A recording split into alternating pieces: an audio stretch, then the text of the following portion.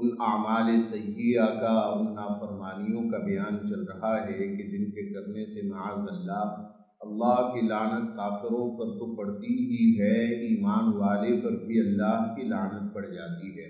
اللہ کے نبی علیہ السلام نے فرمایا، حضرت حسن رضی اللہ تعالیٰ عنہ کہتے ہیں میں نے انس بن مالک رضی اللہ تعالیٰ عنہ سے سنا کہ حضور صلی اللہ علیہ وسلم نے 3 لوگوں کے متعلق فرمایا کہ وہ اللہ کے ہاں ملعون ہیں۔ ایک فرمایا وہ امام جو لوگوں کی ناپسندیدگی کے باوجود ان کی امامت کرے، اور وہ امامت صغریٰ بھی ہیں، یعنی نماز کی امامت بھی اس میں آ گئی، اور امامت کبریٰ یعنی حکمرانی بھی اس میں آ گئی۔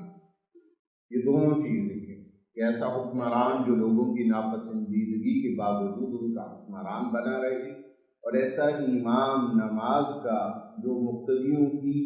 ناپسندیدگی کے باوجود ان کا امام بنا رہے۔ دوسرا ارشاد فرمایا وہ عورت جو اس حالت میں رات گزارے کہ اس کا شوہر اس سے ناراض ہو، اور وہ اپنے شوہر کو راضی کیے بغیر پوری رات گزار دے، تو ساری رات اللہ کی اور اس کے فرشتوں کی لعنت اس پر پڑتی رہتی ہے۔ اور تیسرے فرمایا وہ آدمی جو حی علی الفلاح کا جواب نہ دے، یعنی اذان کا جواب نہ دے۔ حی علی الفلاح اذان کا حصہ ہے، یاد رکھیں اذان کے 2 جواب ہیں۔ ایک جواب دینا مستحب ہے، یعنی اگر کوئی نہیں بھی دے گا تو گناہ نہیں ہے، اور دے گا تو بڑا اجر ہے، اور اللہ کے نبی علیہ السلام نے اس پر جنت کی بشارت دی ہے۔ اور وہ جواب ہے انہی کلمات کو دہرانا جو مؤذن کہتا رہے۔ یہ جواب مستحب ہے۔ بعض حضرات نے اس کو واجب لکھا، لیکن یہ علمی غلطی ہے۔ اذان کے کلمات کا دہرانا واجب ہرگز نہیں ہے، مستحب ہے۔ جو چیز واجب ہے وہ ہے اذان کے ادب میں خاموش ہو جانا، یہ چیز واجب، کم از کم ایک اذان کے جواب میں تو خاموش ہو جائے۔ اور اس پر بڑے ایمان افروز واقعات اللہ والوں کے آتے ہیں، اور جو لوگ صاحب معرفت ہیں انہوں نے لکھا کہ جو شخص اذان ہوتے ہوئے اس کے ادب میں خاموش ہو جائے اور بات نہ کرے، مرتے وقت اسی عمل کی بنیاد پر انشاءاللہ اس کی زبان پہ کلمہ طیبہ جاری ہوگا، اس عمل کی بنیاد پر۔ اور دوسرا اذان کا جواب ہے جو واجب ہے، جو فرض بھی ہے، واجب بھی ہے، وہ ہے اذان سنتے ہی نماز کی تیاری میں لگنا اور پھر مسجد کی طرف جانا، یہ اذان کا جواب واجب، اور جا کر نماز ادا کرنا وہ فرض۔ اب جو حی علی الفلاح سنیں، مؤذن کی اذان سنیں، وہ نماز کی طرف پکارے، کامیابی کی طرف پکارے، اور یہ گھر بیٹھا رہے اور دکان پر بیٹھا رہے اور اپنے کام میں مشغول رہے، فرمایا یہ شخص اللہ کے ہاں ملعون ہو گیا معاذ۔ اور فرمایا وہ آدمی جو اپنے حقیقی والد سے کسی دوسرے کی طرف اپنی والدیت کی نسبت کرے، حقیقی والد کی طرف نسبت نہیں کرتا، کسی دوسرے کی طرف نسبت کرتا، فرمایا یہ شخص بھی اللہ کے ہاں ملعون۔ اس سے بڑی سختی سے اللہ رب العزت نے اسی سورہ احزاب کی ابتدائی آیات میں یہ مسائل بڑی تفصیل کے ساتھ چلے۔ اللہ رب العزت نے فرمایا جو تمہارا والد ہم نے بنا دیا وہی والد ہے، تم کسی اور کو اپنا باپ پکارو گے تو کیا تمہارے کہنے سے وہ باپ ہو جائے گا؟ جو تمہارا بیٹا نہیں ہے، بیٹی نہیں ہے، اسے تم اپنا منہ سے کہہ دو کہ یہ میرا بیٹا ہے، یہ بیٹی ہے، تمہارے کہہ دینے سے کیا تم اس کے حقیقی والد بن گئے؟ ایسا نہیں ہے۔ اللہ رب العزت کی قائم کردہ حدود کو مت توڑو، ادعوہم لآبائہم، حقیقی نا حقیقی والد کے نام کے ساتھ پکارو، وہ اقسط عند اللہ، اللہ کے ہاں انصاف کی بات یہی ہے، غیر کی طرف نسبت نہ کرو۔ اس لیے فرمایا جو غیر اپنے والد کے غیر کی طرف اپنی والدیت کی نسبت کرے اس پر اللہ کی لعنت پڑے۔ اگر اپنے والد سے کسی دوسرے کی طرف والدیت کی نسبت کرنا کسی طور پر بھی اللہ کے ہاں جائز ہوتا تو زید ابن حارثہ رضی اللہ تعالیٰ عنہ کو جو زید ابن محمد کہا جاتا تھا یہ کبھی تبدیل نہ کیا جاتا، وہ رسول اللہ صلی اللہ علیہ وسلم کی طرف اپنی ولدیت کی نسبت کرتے تھے، زید ابن محمد کہتے تھے اپنے آپ، بلکہ رسول اللہ صلی اللہ علیہ وسلم نے انہیں اپنا بیٹا بنایا، اسی نسبت سے سب انہیں زید ابن محمد کہتے ہیں۔ فرمایا کیجیے، اور یہ معاملہ ہمارے ہاں کیسے ہوتا ہے؟ کسی کے ہاں سے بیٹا بیٹی لے کر پالا تو اب ولدیت میں اپنا نام لکھ دیا، حالانکہ خود یا تو اس کا ماموں ہے یا چچا ہے یا کوئی بھی رشتہ ہے، لیکن ولدیت میں اپنا نام لکھ رہا ہے۔ ہرگز یہ جائز نہیں ہے کسی سے کوئی اپنا بچہ دے دے کہ ٹھیک ہے تم اسے اپنا بیٹا بیٹی بنا لو، اسے پالو، بعض شرعی حدود کے ساتھ وہ جائز تو ہے، لیکن یہ ہرگز جائز نہیں کہ اس کی ولدیت تبدیل کر دو۔ ولدیت وہ حقیقی والد کی طرف ہی رکھے گا، اور یہ اس کی ولدیت کا تبدیل کرنا اس معاملے پر تو یہ تو اللہ کے ہاں ملعون ہوا ہی ہوا، اور بہت سے شرعی مفاسد اس میں آتے ہیں، تفصیلات آئی سورت کی ابتدا میں۔ اب اس کو حقیقی ولدیت سے محروم کر دیا، حقیقی والدین کی جو وراثت تقسیم ہوگی یہ بچہ اس سے محروم ہو جائے، اسے کون دے گا؟ کل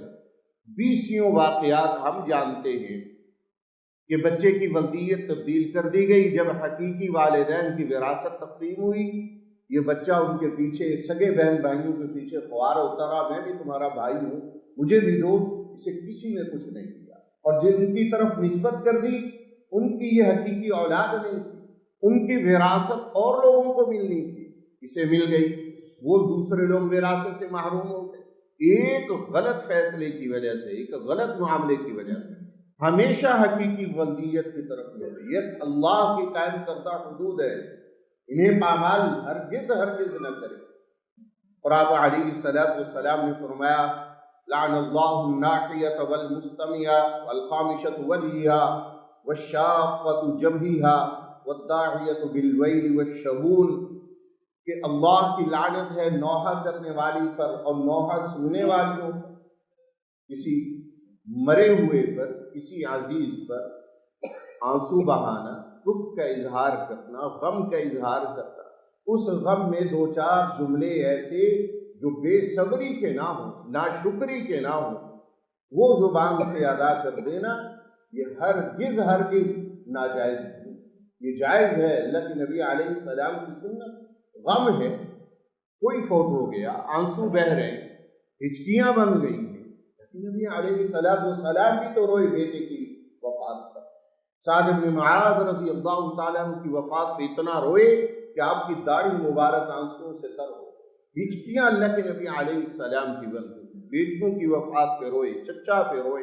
چچی پہ روئے، یہ منع نہیں، نوحہ منع ہے، نوحہ کرنا، باقاعدہ ہمارے یہاں کہتے ہیں وین ڈالنا جسے کہتے ہیں وہ منع۔ فرمایا عورتیں جو نوحہ سنیں ان پر بھی اللہ کے نام، یہ ایک تو گھر کی کوئی عورت نوحہ کرے، پہلے زمانوں میں، اب سے کچھ عرصہ پہلے، اب تو یہ کلچر ختم ہی ہو گیا، باقاعدہ نوحہ کرنے والے آتے، انہیں روتالی کہتے تھے، روتالی ایک باقاعدہ ہوتا تھا بڑے بڑے خاندانوں میں، ان کو کوئی فوت ہوتا تو روتالیوں کو پیسے دے کے بلایا جاتا تھا، ان کی عورتیں وہ نوحہ ڈالتی میت میں، اچھوں کو رلا دیتی، ان کا فن ہوتا تھا، وہ رونی نہیں ہوتی، ان کا ایک طریقہ ہوتا تھا، روتالی یہ خاندان ہوتے تھے۔ اب بھی کہیں نہ کہیں یہ سلسلہ تھوڑا بہت ہے، یہ اللہ کے نبی علیہ السلام کے زمانے میں بھی تھا کہ اجرت لے کے میتوں پہ نوحہ کر، اور فرمایا جو اپنے گالوں پہ مارے غم کے وقت اپنے گریبان کو پھاڑے اور ہلاکت کی دعائیں کرے اپنے لیے، مر گیا میں کیوں نہ تیرے نال مر گئی، میں کیوں نہ تیرے نال چلی گئی، شوہر مر گیا، ایسی الفاظ زبان سے نکال، فرمایا یہ اللہ کے ہاں یہ عورت ملعون ہو، جتنا مرضی غم ہو لیکن اللہ رب العزت اور اللہ کے رسول کی قائم کردہ حدود کو نہیں توڑ، ان حدود کو باقی رکھنا ہے۔ آپ علیہ السلام نے فرمایا جو نجومی کے پاس جائے اور اس سے اپنی قسمت کے احوال معلوم کرے کہ میرا ہاتھ دیکھو، میرے ستارے دیکھو، میرے ساتھ آگے کیا پیش آنے والا ہے، فرمایا اس نے محمد رسول اللہ پر جو اللہ کا دین اترا، اس نے اس کا انکار کر دیا، یہ انکار کر بیٹھا، کفر کر بیٹھا، اللہ کی لعنت اس پر پڑ گئی۔ آپ علیہ الصلوۃ والسلام نے فرمایا حلال کو حرام سمجھنے والا اور حرام کو حلال سمجھنے والا یہ بھی اللہ کے ہاں ملعون۔ حلال کیا ہے، حرام کیا ہے، یہ اللہ رب العزت نے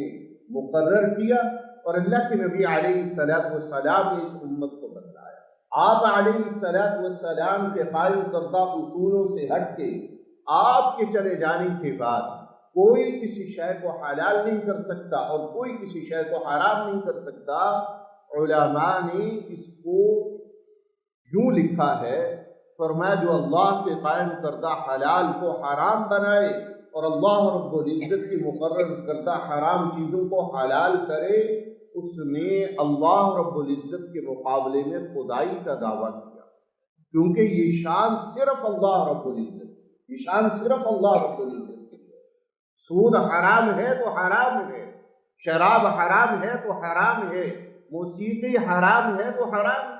اللہ کے نبی علیہ السلام نے فرمایا الغناء ينبت النفاق كما ينبت الماء الزرع، کہ موسیقی وہ تو دل میں منافقت کو ایسے اگاتی ہے جیسے پانی کھیتی کو اگائے۔ حلال اگر موسیقی حلال ہو تو وہ دل میں منافقت کو جگائے گی، منافقت کو پیدا کرے گی یا ایمان کو پیدا کرے گی؟ آپ علیہ الصلوۃ والسلام کہہ رہے ہیں کہ نفاق دل میں پیدا کرے، اور آپ موسیقی کے آلات کی آواز سنتے ہیں، کانوں میں انگلیاں ڈال لیتے اور کتنی ہی دیر کانوں میں انگلیاں ڈالے رکھتے، اور پھر آپ فرماتے ابن مسعود وہ ڈھول کی آواز آنا بند ہوئی، طبلے کی آواز آنا بند ہوئی کہ نہیں؟ جب وہ عرض کرتے ہیں اللہ کے رسول آواز بند ہو گئی، پھر آپ اور آپ فرماتے ہیں وظاہرت القینات والمعازف، جب آلات موسیقی عام ہو جائیں، گانے والیاں عام ہو جائیں اور لوگ گانے والیوں کی عزت کرنے لگے، تب پھر انتظار کرنا اللہ کی طرف سے سرخ آندھیاں آئیں، اللہ پاک شکل مسخ فرمائیں گے، زمین میں دھنسائیں گے لوگوں،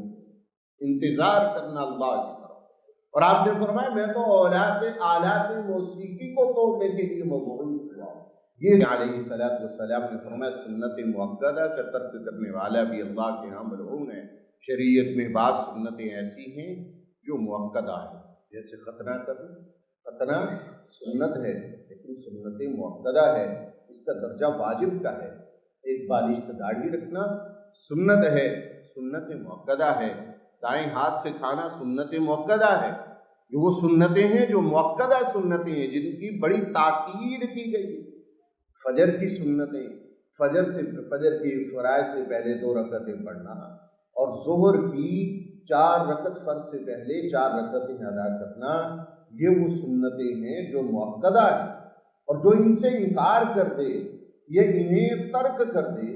فرمایا وہ اللہ کے ہاں معاذ اللہ ملعون۔ اور فرمایا خالدین فیہا ابدا، کہ وہ کفار پر اللہ کی لعنت پڑ گئی اور اللہ نے ان کے لیے دہتی ہوئی عذاب کا آگ تیار کر دیا۔ خالدین فیہا ابدا، وہ اس میں ہمیشہ ہمیشہ رہیں گے۔ لا یجدون ولیا ولا نصیرا، اور کوئی حمایتی اور مددگار نہیں پائیں گے۔